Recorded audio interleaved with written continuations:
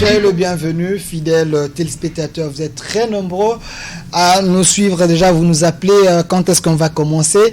Déjà, sur ces plateaux, je suis avec l'honorable Mike Moukebaye. Il est député provincial, l'élu de Lingwala. Il est là avec nous. Il est membre de la Mouka. Honorable Mike Moukebaye, soyez le bienvenu. Merci beaucoup. Je ne suis pas membre de la Mouka, je suis conseiller spécial en charge de la communication du coordonnateur de la Mouka, Adolphe Mouzitou. Voilà, merci du coordonnateur, donc Adolphe Mouzitou, il est de la Mouka, donc en quelque sorte, vous êtes avec lui. Voilà, également, de l'autre côté, je suis avec les doyens Norbert Yamba, un panafricaniste, il est de l'UDPS, cache, parti au pouvoir. Monsieur Norbert Yamba, soyez le bienvenu. Merci pour l'invitation. Je salue la présence de l'honorable Moukebaye qui nous a beaucoup manqué.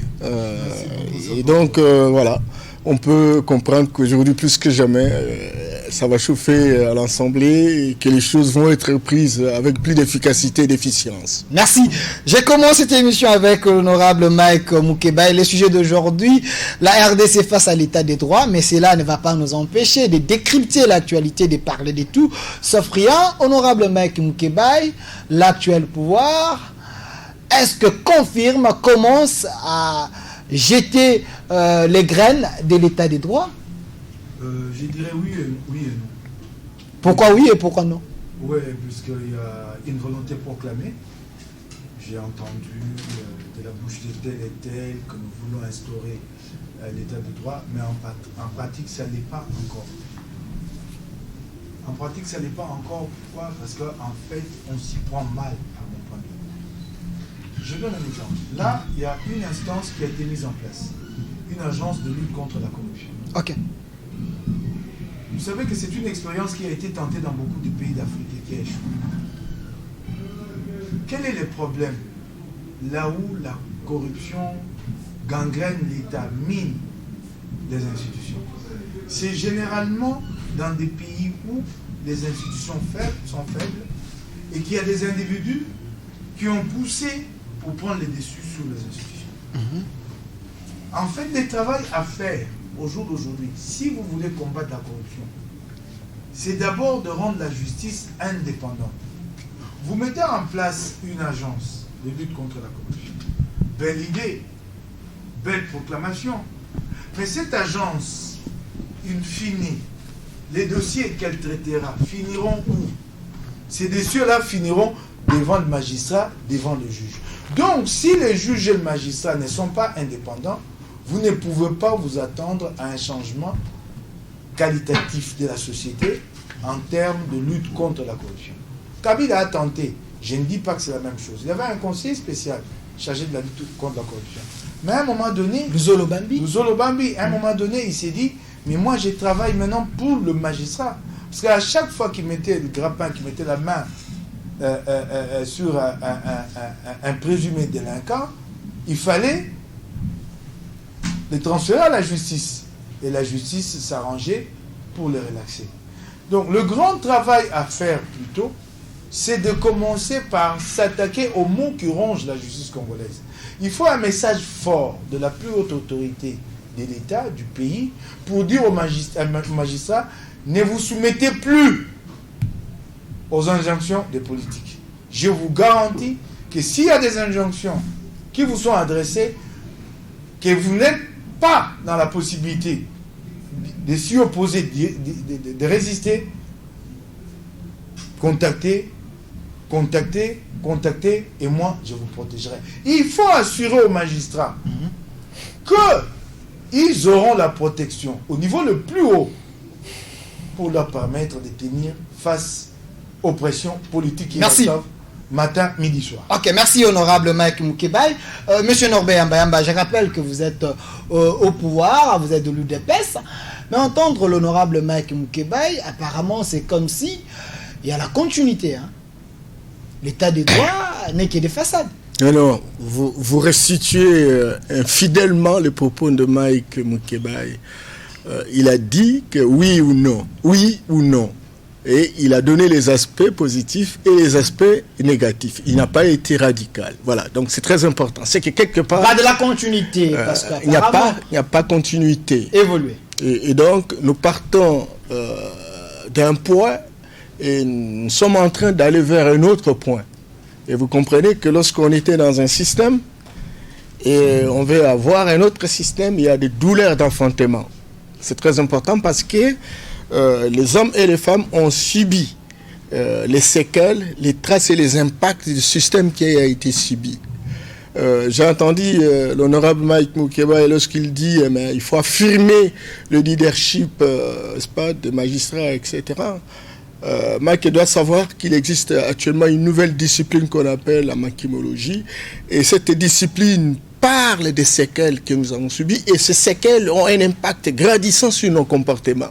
Le président de la République, qui visiblement est l'acteur de l'alternance d'aujourd'hui, peut toujours avoir la volonté volontariste, peut dire aux magistrats de s'assumer, etc. Étant donné qu'ils étaient déjà habitués dans un système où tout a été téléguidé, instrumentalisé, où, vous imaginez, ils ont difficile à comprendre que nous sommes en train véritablement d'évoluer.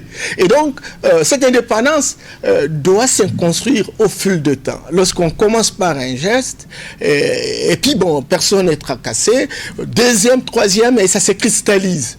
Donc, l'état de droit dont on parle s'est construit. Ce n'est pas quelque chose qui arrive de manière mathématique ou mécanique. Et donc, c'est la primauté de la loi. Et donc, il y a d'une part ceux qui sont censés véritablement appliquer la loi, et il y a aussi, n'est-ce pas, ceux qui doivent appliquer aussi la loi. Donc, du côté des citoyens comme du côté de ceux qui sont censés faire le monitoring sur cette question, n'est-ce pas, il y a des efforts à faire. Et donc, le déplacement d'un système vers un autre système pose des problèmes parce qu'il y a des problèmes d'attitude, de comportement, d'état d'esprit, des habitudes que nous avons véritablement acquis et qui, aujourd'hui, doivent être dépassés. Mais le dépassement ne se fait pas de manière mécanique ni mathématique. L'honorable Mike Moukéba a fait allusion naturellement à la corruption qui gangrène pratiquement les institutions de la République. Et hier, il y a une expérience qui a porté sur la mise en place d'un conseiller spécial. C'était un conseiller spécial qui avait fait un travail dont on connaît qu'il y avait des recommandations, mais qui n'ont jamais été d'application. Parce qu'il rendait compte au président de la République à son temps. Mais ici, l'agence est différente, n'est-ce pas, d'un conseiller spécial. La nouvelle agence de la lutte contre la corruption. Bien entendu. Il y a au sommet ce qu'on appelle le comité de pilotage. Dans le comité de pilotage, il y a ce qu'on appelle les structures de dissuasion. Parce que ce n'est pas aujourd'hui qu'on va lutter avec la corruption. La corruption, il y a des organismes, il y a des institutions qui sont chargées de lutter contre la corruption. Et ces institutions existent, mais il y a une efficacité. Alors, qu'est-ce qu'il faut faire? Et le président a conçu un modèle systémique où on a un comité de pilotage qui réunit naturellement toutes ces structures de dissuasion comme l'inspection générale des finances, la Cour des comptes, vous avez le cours des tribunaux, parce qu'on parle de magistrats, vous avez l'Agence nationale de renseignement, vous avez le contrôle citoyen et la société civile représentée, vous avez aussi l'Assemblée nationale comme l'Assemblée, le Sénat, etc. Toutes ces structures qui peuvent faire le monitoring, qui peuvent faire l'implémentation de l'action publique, toutes ces structures se retrouvent et on fait le point, mais il y a un coordonnateur, mais qui dépend directement du président de la République. Et donc, dans le cas où il y a trafic d'influence, l'honorable Mike l'a dit, à ce moment-là, le président interviendra, non seulement pour rassurer ceux qui sont censés traquer ces actes, mais également faire appliquer véritablement la loi. Donc, il y a évolution au niveau de la structuration, même au niveau des mentalités, mais il faut que les gens s'assument, parce que le président ne peut pas travailler à leur place. Merci. Honorable Mike Moukéba, entendre M. Norbert Mbayamba, quand même, il faut être impatient. Le chef de l'État est en train de travailler. On vient d'un système, nous allons vers un autre. Est-ce que pensez-vous que le temps est favorable à ce nouveau pouvoir? Il faut laisser encore. Non, moi je donne très peu de chances de réussite à l'agence de lutte contre la corruption. Il se posera... Là, vous devenez un prophète des malheurs. Non, je ne suis pas un prophète des malheurs. J'essaie d'analyser et de projeter. Il se posera un problème de moyens. Les pays vont entrer dans une grave crise dans les mois qui viennent. La période post-Covid sera très difficile pour nous. elle l'est déjà pour toute la planète. Et nous sommes des pays à résilience très faible et nous n'avons pas de capacité interne pour tenir face aux crises mondiales. Donc ça sera très dur pour nous. Les États-Unis ont été capables de débourser 2000 milliards de dollars. La France mettra la main à la poche. Le gouvernement français sortira des centaines de milliards d'euros. Nous n'avons pas de l'argent et nous sommes plutôt en situation de déficit au niveau des réserves d'échange. Mais nous avons des matières qu'on peut faire troc, hein? Non, il n'y a pas de troc au jour d'aujourd'hui, mon cher. Nous allons nous allons vivre cette crise de plein fouet, donc le pays va manquer de moyens. Alors, vous voulez mettre en place une telle agence, vous vous rendez compte de ce que ça va représenter son implantation ici, partout et ailleurs, à travers le territoire national. Ça serait budgétivore? Oui. Mais regardez, il y a déjà une autre structure, qui est une structure qui participe au processus de lutte contre la corruption. C'est l'autorité de régulation de marché public. C'est une structure que le président, que Félix a hérité du système Kabila, mais tout de même une structure qui peut apporter beaucoup dans ce secteur-là. Mais son implantation n'est pas encore terminée au niveau national. Nous avons encore des problèmes pour finaliser l'implantation de cette structure à tous les niveaux. C'est à peine qu'elle commence à fonctionner au niveau provincial. Ça demande 2 moyens. Et j'ai eu à parler avec des responsables de cette structure. Les moyens ne lui sont pas alloués, ne sont pas alloués suffisamment à cette structure-là. Alors vous en ajoutez une deuxième, pendant qu'il y a une première qui souffre d'anémie financière. C'est quand même très grave. Et remarquez aussi en même temps, c'est là que j'ai dit, est-ce qu'il y a une vision claire? Il a été dit qu'une fois l'autorité de régulation du marché public mise en place, les BSECO disparaissaient. Les BSECO est aussi une structure pour le contrôle de marché public, la passation de marché public. Mais c'était une structure provisoire qui avait été créée à la demande des bailleurs et qui devait disparaître avec la mise en place de l'autorité de régulation. Je ne comprends pas qu'au jour d'aujourd'hui, les pouvoirs gardent encore cette structure en vie, BSECO. Pour quelle raison? Je n'y comprends pas grand-chose. Alors, je voudrais un peu rencontrer mon aîné pour qui j'ai beaucoup de respect. C'est Norbert Yamba. Yamba, vu son combat. Alors, il a parlé de pesanteur. Il a dit que c'était difficile d'opérer ce changement, puisqu'en fait, nous sommes marqués dans notre être, dans notre âme par les antivaleurs. Je le lui concède, mais j'ai dit, les systèmes politiques tels qu'ils se présentent aujourd'hui, lui aussi est une hypothèque au changement de mentalité. Lui aussi est un handicap. Pourquoi c'est un handicap? Depuis qu'il a en place ce système constitué de 2 têtes, Félix d'un côté, Joseph de l'autre, ce système ne montre pas de cohésion. Il n'y a pas de cohésion. Il n'y a pas de tête, il y a une seule tête, il y a la cohésion. Tant mieux, admettons qu'il n'y a qu'une seule tête, c'est Félix. Je te le concède. Okay. Mais il n'y a pas de cohésion, il n'y a pas d'unité d'action, il n'y a pas d'unité politique. Comment peut-on... Mais, qui ne voit pas que tout le jour ici, FCC et Cash passent leur temps à se chamailler, sinon à se bagarrer? Les douleurs d'enfantement, Robert Mbemba l'a dit. On en est à plus d'une année, si je ne m'abuse, de mandat. À plus d'une année. Si les douleurs de l'enfantement peuvent se poursuivre 10 ans après, c'est quand même grave chez une mère. On est à plus d'une année. Un mandat ne comporte que 5 ans. Mais ils passent leur temps à se chamailler. Ce matin, encore aujourd'hui, le palais du peuple était assiégé par des motards à la recherche de l'honorable pour qui j'ai beaucoup de considération et je les soutiens dans un combat. C'est un choix démocratique. Il a décidé d'initier cette démarche. Jean-Jacques Mamba? Oui, okay. La démarche de la motion contre Jean-Marc Abound. Mais le palais du peuple était assiégé aujourd'hui. Assiégé. Complètement assiégé. Et ce qui est très grave au jour d'aujourd'hui, c'est qu'il y avait au moins un minima ou un semblant de cohésion dans chaque camp. Mais c'est qu'il y là entre FCC et Cash. Mais maintenant, ça s'est lézardé même au niveau de Cash, entre l'UNC et l'UDPS. Alors comment vous voulez que des gens qui ont des problèmes pour porter leurs propres contradictions internes puissent imprimer un changement au Congo? c'est inespéré. C'est inespéré. On ne peut pas l'espérer. On ne peut pas. Ce serait un miracle. Parce qu'il vous faut d'abord, quand vous arrivez au pouvoir, vous-même, avoir une vision claire. Vous déterminez cette vision. Et vous dites, ok, la vision, elle est celle-là.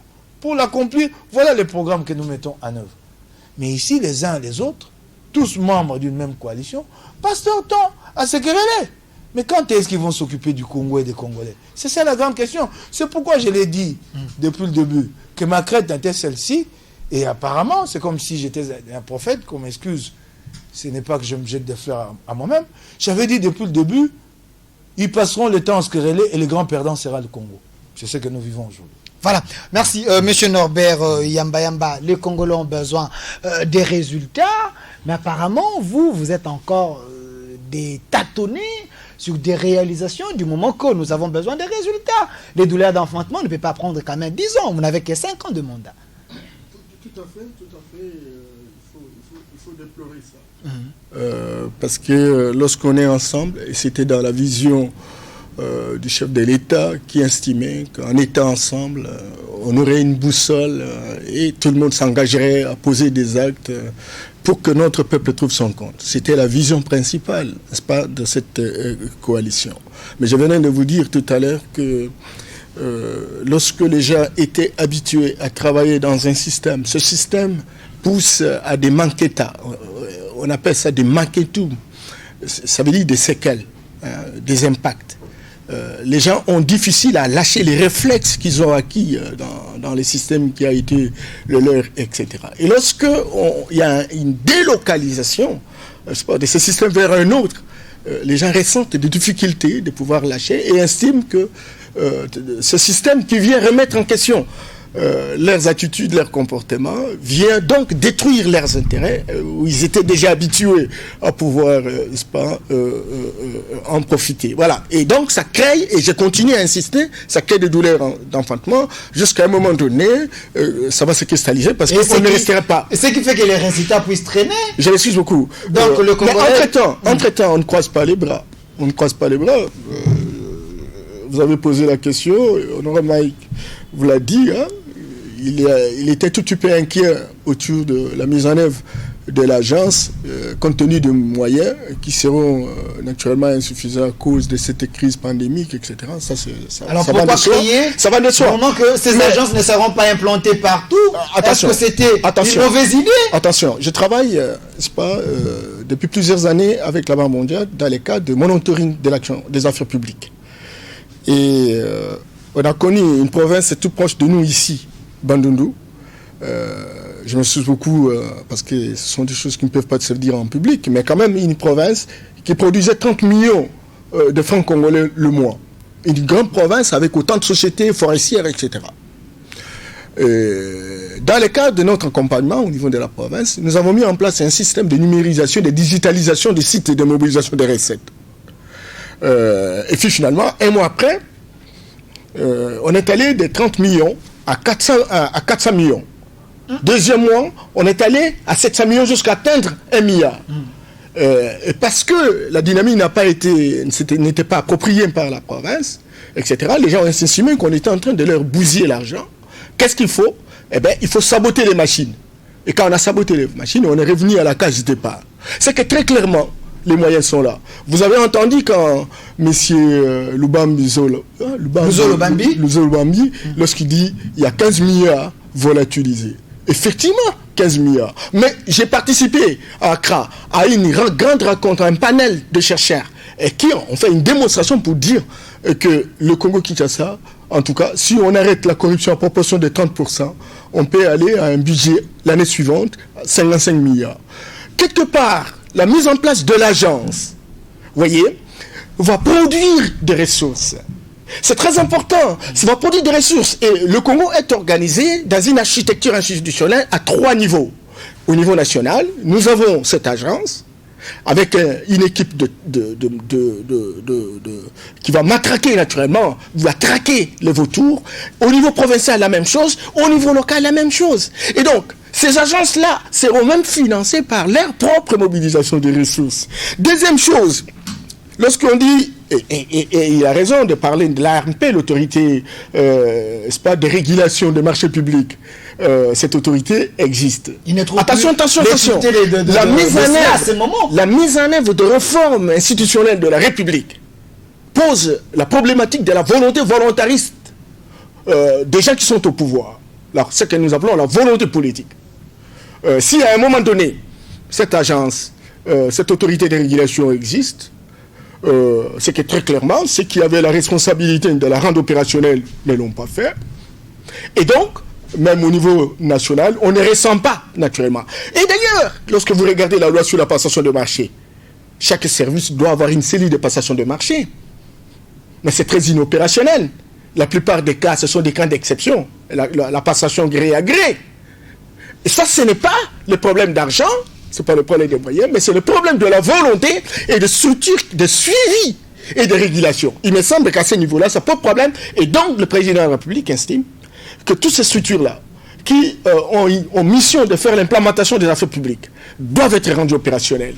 Et il met en place des structures dans une approche systémique, comme la cellule de passation de marché. Il dit, au même moment que nous luttons contre la corruption, on va traquer les corrupteurs et les corrompus.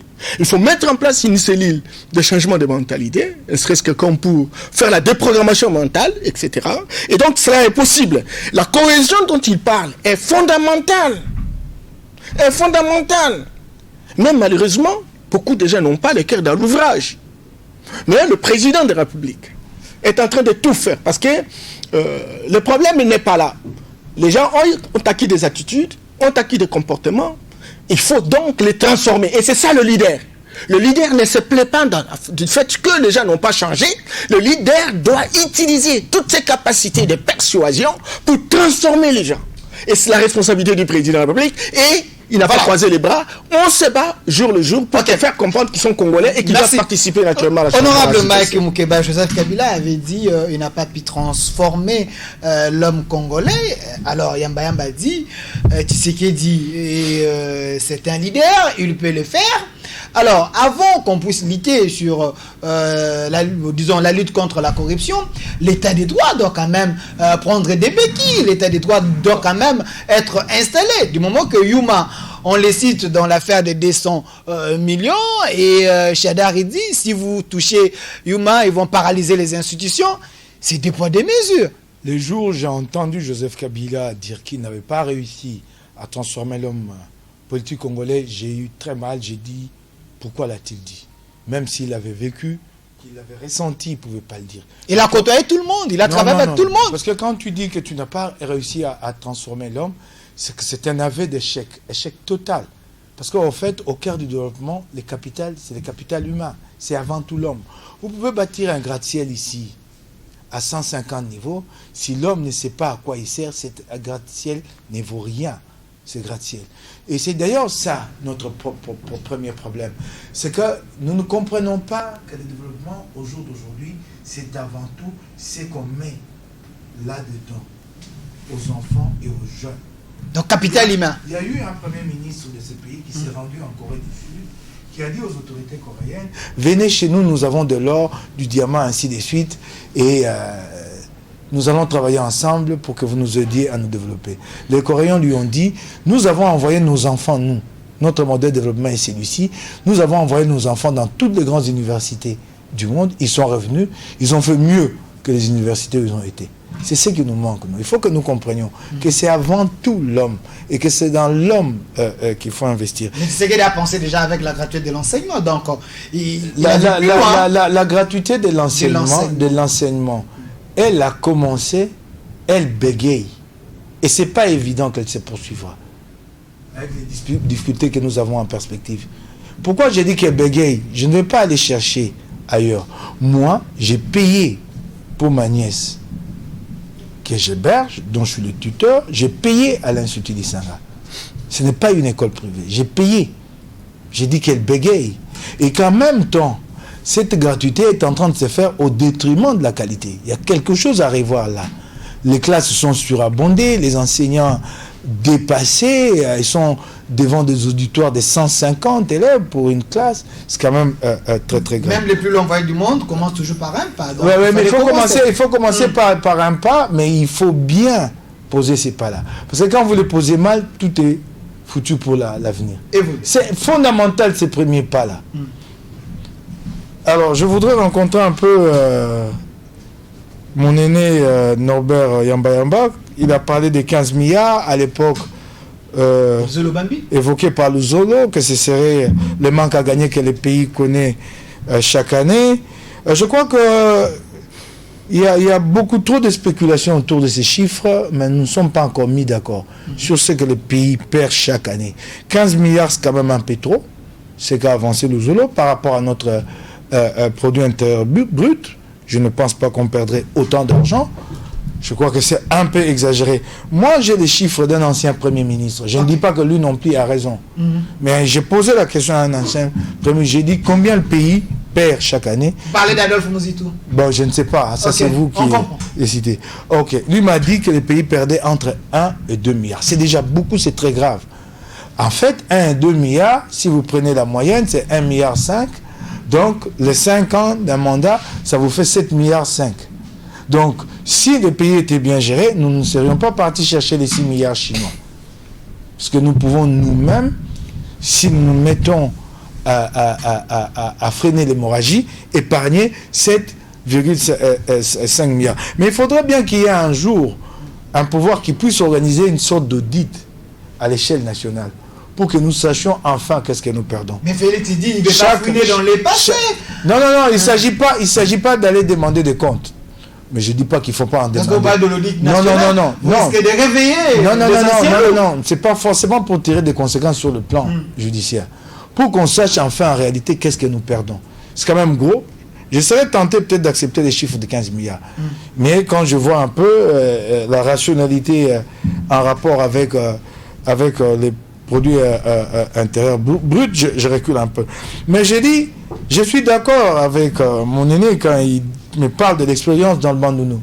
Mais il faut faire très attention. Vous créez une agence, vous croyez qu'elle va produire, qu'elle va créer, qu'elle va augmenter les richesses, qu'elle va faire reculer la corruption et que ça va nous apporter plus de ressources. Faites attention que cette agence-là ne finisse pas elle-même par se manger la queue. Puisque si elle n'a pas de moyens humains et technologiques au départ, elle n'atteindra pas ce résultat. Le chef de l'État est entouré des experts. Non, j'ai dit, je parle de l'agence. Si elle n'a pas de moyens, si des moyens ne sont pas mis à sa disposition, au départ, ce n'est pas évident qu'elle produise des résultats. Alors, si nous nous rendons compte au départ que les moyens ne sont pas suffisants, pourquoi ne pas renforcer les structures qui sont là? J'ai parlé de l'autorité de régulation du marché public, j'ai parlé de la justice elle-même. Pourquoi ne pas travailler à renforcer ces structures-là? Et c'est là, je suis ravi d'avoir en face de moi un représentant du pouvoir. Mais une question aussi simple, par exemple, que de dire fini avec les BCECO. Il a parlé de la volonté ici. Une volonté qui accompagne une vision bien claire. Mais si vous avez une vision en termes de lutte contre la corruption, mais comment vous pouvez travailler avec un doublon de structures? Ça fait doublon, autorité de régulation des marchés publics et BCECO. Les deux structures ont quasiment la même mission. Ça, c'est juste une décision. Mais je ne l'ai pas vu venir. C'est pourquoi j'ai doute fort qu'il y ait une quelconque vision dans leur camp. Je me pose la question. Donc le pouvoir en place n'a pas une vision. Non mais attendez, je reviens là-dessus. Aidez-nous, hein. Attendez, comment on peut laisser fonctionner des structures qui ont quasiment la même mission? Autorité de régulation du marché public et BCECO. Dans un surcharge. Ben, écoutez, déjà que c'est pas sérieux, vous ne pouvez pas avoir dans un système, vous avez deux leviers dans ce système-là qui ont la même tâche. Ça fait double emploi. Et c'est là que j'ai dit, j'ai l'impression qu'il n'y a pas de vision. Plutôt que de commencer par créer l'agence. Mais on aurait dû d'abord supprimer, abolir. La première. Dissoudre les BCECO. Les dissoudre. Puisqu'il n'a pas droit de citer sur le plan légal. Il a perdu l'essence de son existence depuis la mise en place de la RMP. Et quand nous parlons de cette question, je suis navré que l'UDPS arrive au pouvoir et qu'elle fasse comme d'autres, tout de suite partage dans les entreprises. L'UDPS n'a pas prêché par l'exemple. Les entreprises sont engagées dans un processus de privatisation. Mais il n'y a pas la rupture, selon vous. Ces entreprises publiques là sont engagées dans un processus de privatisation. Ce processus est presque à terme. Ce qui reste là, c'est à déterminer le patrimoine dans chaque entreprise pour savoir quelle est la part de l'État, qu'est-ce qui revient à l'entreprise. OK? Et quand on aura terminé, on aura accompli ce pas-là, ce sera à l'État de se décider si l'État se désengage. Pour qu'on ouvre le capital de ces entreprises-là au privé. Alors, quand vous décidez maintenant là de placer à la tête de ces entreprises des mandataires politiques, c'est pour freiner le processus ou le faire avancer. Il n'y a pas eu des exemples à proprement parler en matière de bonne gouvernance. L'UDPS aurait dû comprendre et tirer les leçons que vous arrivez là, vous placez des technocrates et vous laissez ces entreprises aller vers l'aboutissement de ce processus de privatisation. Parce que ces entreprises-là sont de grandes sources de revenus si demain elles sont renflouées. Parce que la plupart de ces entreprises souffrent de quoi? Elles sont décapitalisées. Vous pouvez amener les bons mandataires ou les mauvais mandataires, mais le plus grand problème de ces entreprises, c'est qu'on s'est décapitalisé. Elles ont besoin d'argent. L'ONATRA, par exemple, je suis étonné et j'ai l'impression que le pouvoir actuel est en train de tomber dans ces pièges-là de saupoudrage. On va réparer un bateau ici et faire de la publicité. Une entreprise comme l'ONATRA, elle est actuellement appelée, je sais pas, SCPT, elle est en faillite. Les charges sont énormes et les recettes de l'entreprise ne permettent plus de faire face à ça. Kabila a fait quelque chose. Nous avons ITB Kokolo, il a quand même fait quelque chose. Non, mais c'est cela que je suis en train de fustiger. Il ne faut pas tomber dans cette façon de faire où la propagande passe avant le résultat. Une entreprise comme la SCPT est en faillite. Il faut favoriser sa privatisation pour avoir les moyens de la récapitaliser. L'État aurait des moyens comme ailleurs, l'État en aurait mis dans ces entreprises-là. 500 millions, 1 milliard de dollars pour récapitaliser ces entreprises. Mais il n'en a pas. Alors, il faut aller vers les privés. Pour aller vers les privés, n'arrêtez pas le processus de privatisation. C'est dommage que je constate que l'UDPS au pouvoir, c'est le partage du gâteau comme nous l'avons vécu par le passé. Okay. On prend tel, on le place à la tête d'une entreprise, alors que là, nous avons besoin d'un technicien pour pousser à l'aboutissement du processus. Monsieur Norbert Yamba, vous êtes cadre de l'UDPS, parti au pouvoir avec Félix Antoine Tshilombo Tshisekedi, 38 ans dans l'opposition, vous arrivez au sommet de l'État, votre vision ne se fait pas sentir, vous êtes englouti par la vision du FCC, alors vous tâtonnez au sommet de l'État, vous multipliez les agences qui font le même travail. Qu'est-ce que vous avez comme vision? Donc le peuple congolais n'est pas... Nous avons une vision. Aidez-nous à comprendre cette vision alors. Nous avons une vision qui consiste à construire l'autonomie et le leadership du Congo en mettant en place un paradigme à rentabilité interne. Ça, c'est notre vision. Et pour cela, il faut un système éducatif. Vous avez parlé de la gratuité. Mais il faut également organiser les enseignements qui relèvent de la technologie pour transformer les potentialités qui sont les nôtres. Il faut également construire la bonne gouvernance. Et pour construire la bonne gouvernance, il faut requinquer toutes les structures de dissuasion et construire la sécurité. Et cette interaction entre ces différentes structures vont permettre à ce qu'on puisse avancer. Ça, c'est la vision. Ça, c'est la vision. Elle est là, elle est disponible.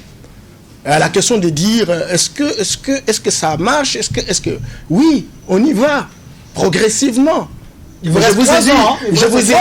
vous ai dit, et l'honorable a constaté effectivement que la coalition, il y a des gens qui ont les cœurs dans l'ouvrage, il y a des gens qui n'en ont pas.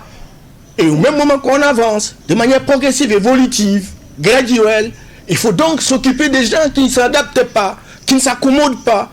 Et on a donc dans un front holistique, un peu systémique, où on pose des actes pour avancer, Mais on a aussi des hommes qui ne sont pas accommodés par rapport à la dynamique qu'il faut véritablement récupérer. Et ça, c'est le travail que le président est en train véritablement de faire. Je voudrais également dire que lorsque on a parlé de la corruption de l'agence, etc., on a eu l'impression que c'est le président qui doit pouvoir faire ce travail. Ah non. La vision qui est la nôtre, c'est une vision de répartition des rôles. Vous savez, chaque institution qui se crée répond à un besoin, répond à un problème. Et on a trouvé que les cours et tribunaux, quel est le rôle du procureur? Mais c'est de suivre, de poursuivre les infractions. Mais Youmé là, Shadak vous a menacé l'état des droits, donc l'état des droits bégaye. Les autres, certains dossiers marchent avec l'accélérateur. Nous sommes en train de mettre un état de droit. Et d'autres dossiers... Nous sommes en train de mettre un état de droit. Souffrez que dans un état de droit, il y a la primauté de la loi. Et la loi détermine les attributions de chaque institution. Et chaque institution doit jouer sa partition. Si le président de la République commence à arrêter les gens, comme le faisaient beaucoup d'autres de ses prédécesseurs, etc., on va dire quoi? L'IDPS qui a parlé démocratie commence à faire... Non, mais écoute-moi, il faut... Évoluer.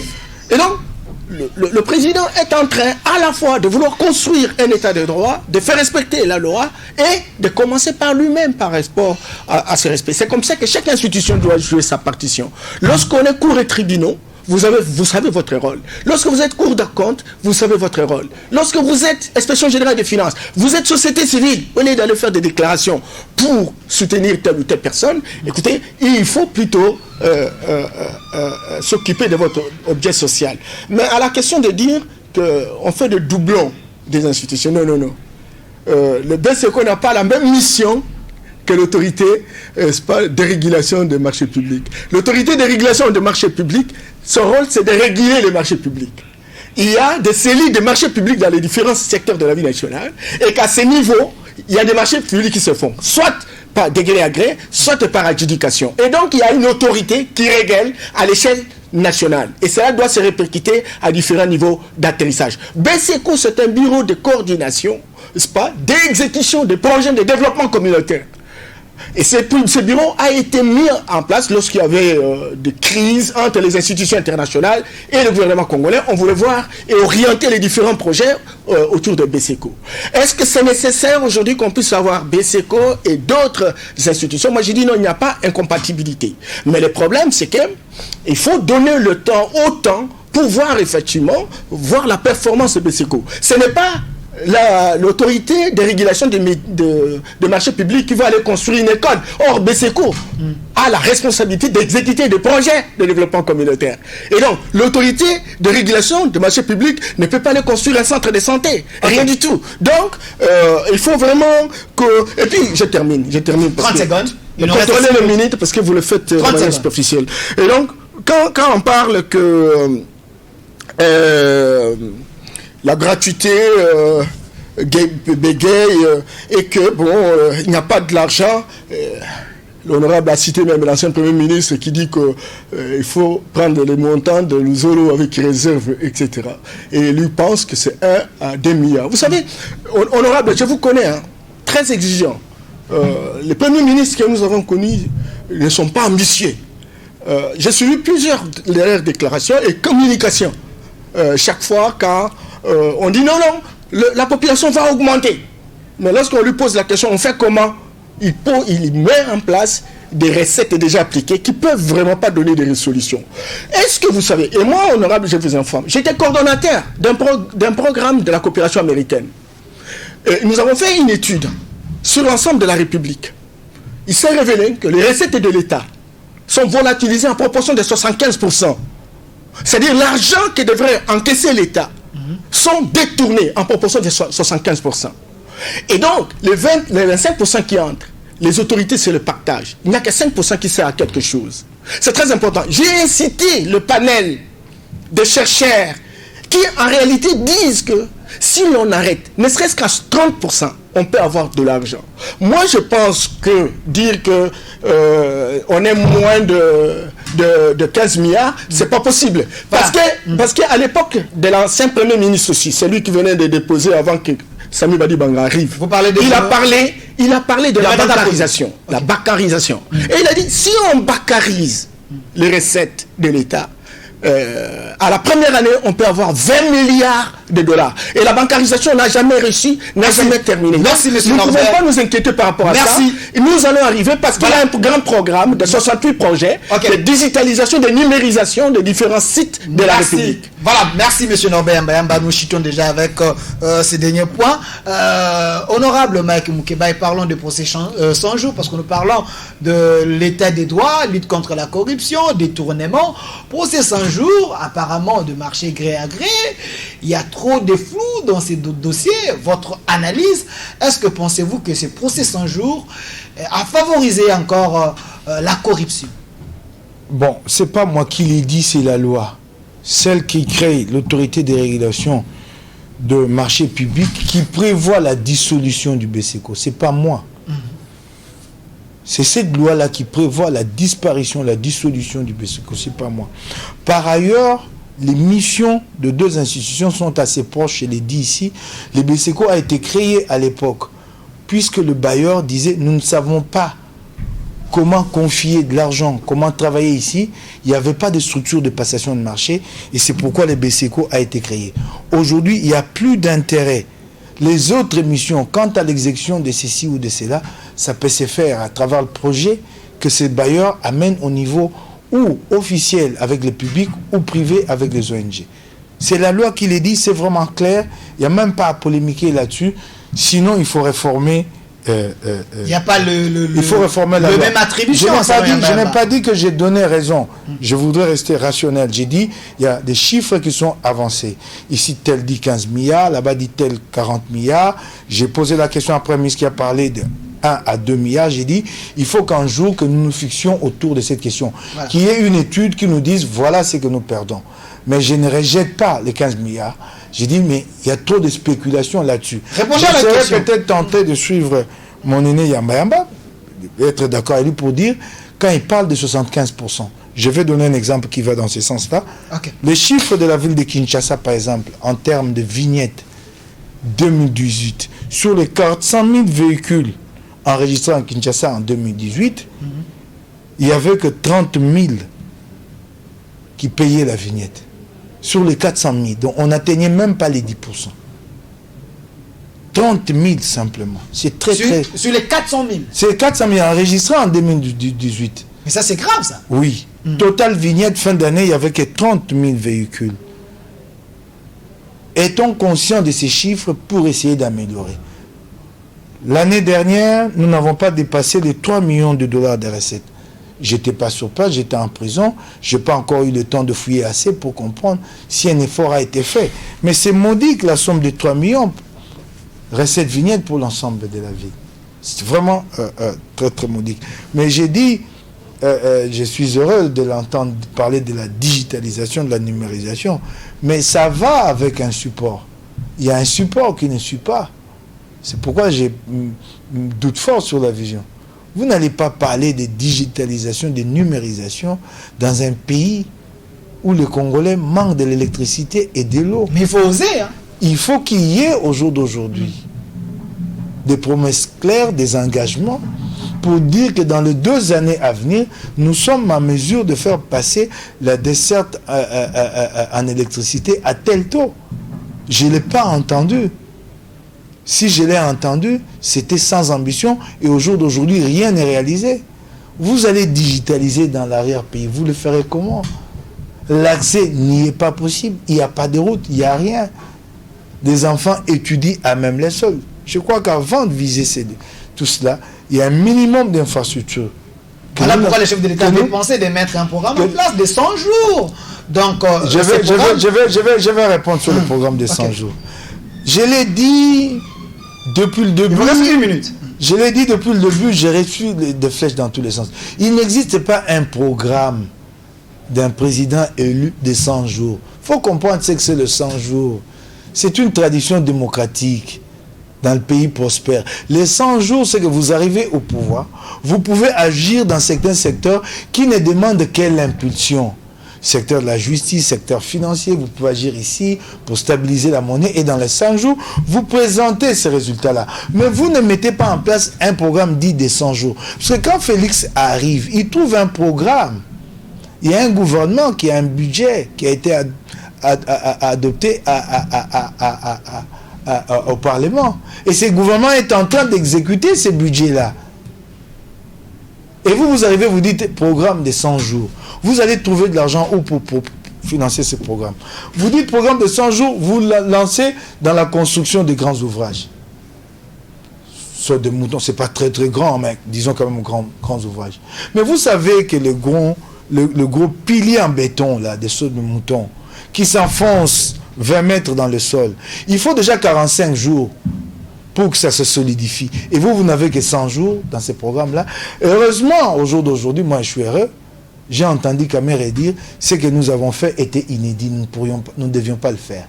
Nous avions trouvé un gouvernement et nous sommes appropriés, nous avons créé et nous sommes appropriés un programme appelé 100 jours, nous ne devions pas le faire. Parce que quand vous arrivez, les chefs de l'État est élu sur base d'une vision. 5 ans, mais quand vous arrivez, tout ça est 5 ans, et séquencé 12 mois. La mise en œuvre, c'est chaque 12 mois. Vous avez un programme. Il fallait attendre. Et laisser le gouvernement Tshibala gérer les affaires courantes. Conséquence, puisqu'on n'a pas attendu, et ça on le dit passer aux Congolais, le programme de 100 jours a créé un déficit de 520 millions de dollars fin 2019. Et a favorisé la corruption et le détournement. Je m'arrête d'abord là, je ne parle pas de la corruption. 520 millions de déficit budgétaire.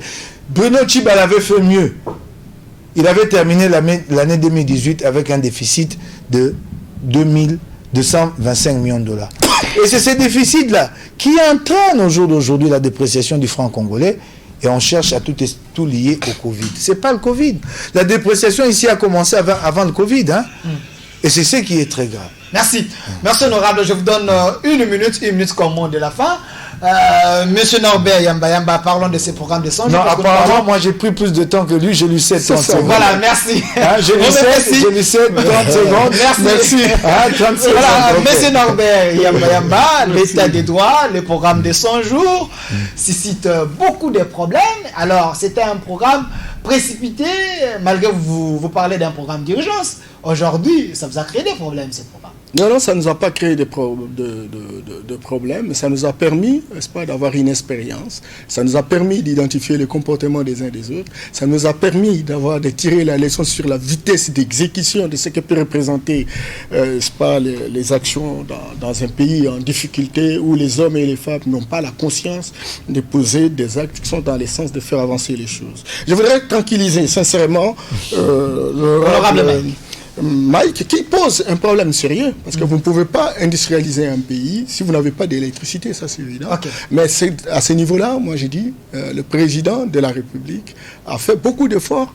Les différents voyages dont on reproche aujourd'hui ont été dans le sens de pouvoir drainer des moyens pour améliorer, n'est-ce pas, l'électricité. Et vous savez que nous sommes dans un programme avec la BAD, la Banque africaine de développement, aujourd'hui, dans le sens de pouvoir mettre en œuvre, n'est-ce pas, INGA 3. Deuxième chose, je venais de l'intérieur, j'étais en province, il y a la coordination chargée des appuis, des projets d'urgence, hein, qui est animée par un coordonnateur qui est rattaché à la présidente de la République, au rang de conseiller spécial, etc., qui, avec la collaboration, le partenariat avec la BAD, est allé dans les 26 provinces pour identifier les filières qui sont génératrices de ressources et qui sont capables d'être priorisées et chercher même, n'est-ce pas, des sources d'énergie pour véritablement les booster.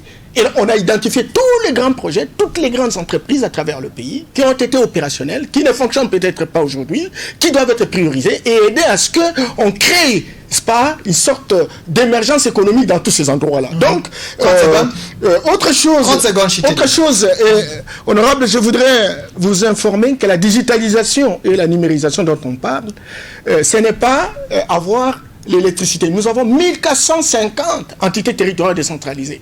On ne va pas électrifier toutes ces entités au même moment. Mais il y a une technique. Il y a une technique de digitalisation avec une piste qu'on appelle DINE. Et DINE, ça fonctionne 24 sur 24 avec l'énergie solaire.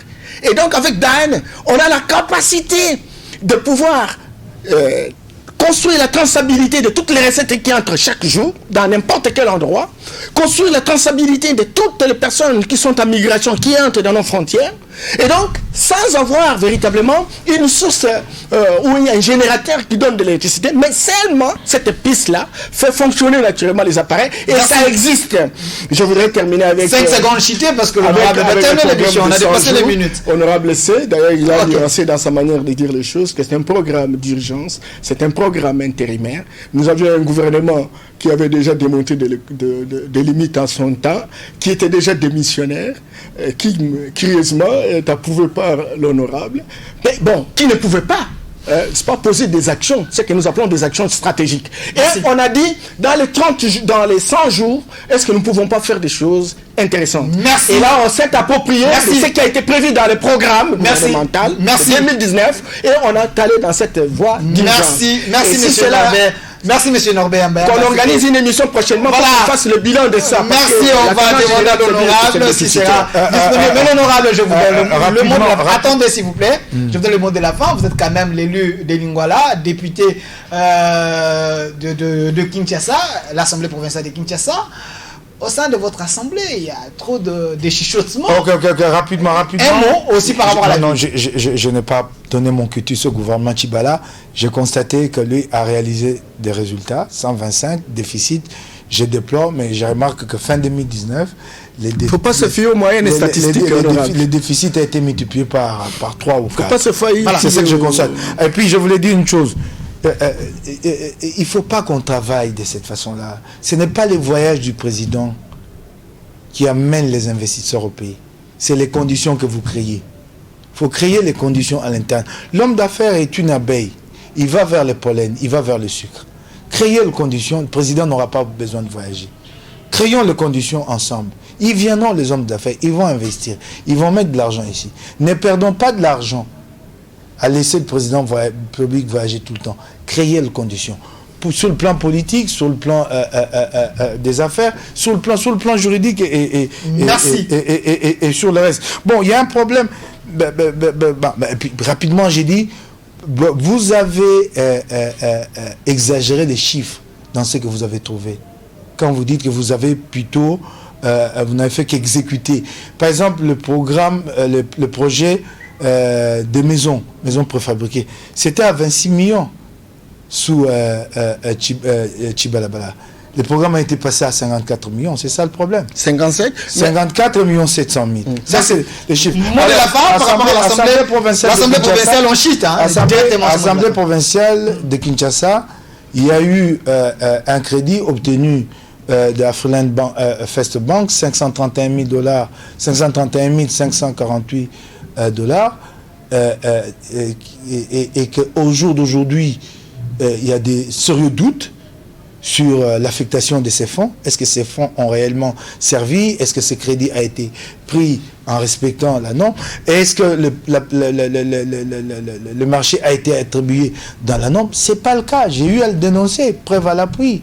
Et voilà, en réponse, 4 membres du bureau sur 5 portent plainte contre moi et je dois comparaître lundi devant le bureau. Le bureau a décidé d'élever mes immunités. J'irai comparaître.